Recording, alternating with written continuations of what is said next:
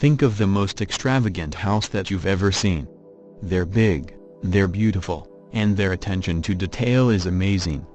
Most of the time though, they are built by talented craftsmen. Unique in the world, the ideal palace has inspired artists for more than a century. Independent from any artistic trend, built with no architectural rules, the ideal palace has been admired by the surrealists and is considered as an outsider artwork. He has been classified historical monument in 1969 by André Malraux, French Minister for Cultural Affairs at that time under Naïve Art. Ferdinand Schivel was born in Charmes-sur-l'Herbice, France. He left school at the age of 13 to become a baker's apprentice, but eventually became a postman.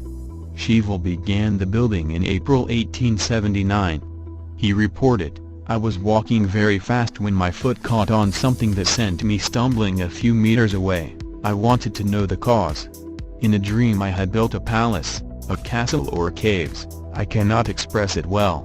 I told no one about it for fear of being ridiculed and I felt ridiculous myself.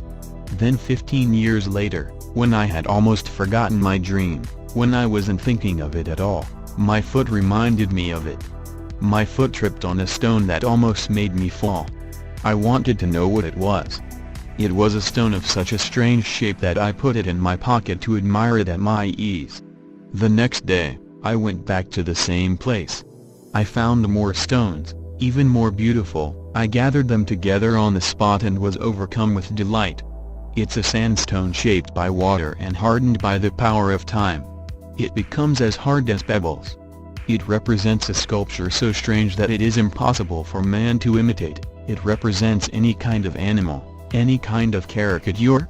I said to myself, since nature is willing to do the sculpture, I will do the masonry and the architecture." For the next 33 years, Schivel picked up stones during his daily mail round and carried them home. He spent the first 20 years building the outer walls. At first, he carried the stones in his pockets, then switched to a basket. Eventually, he used a wheelbarrow. He often worked at night, by the light of an oil lamp.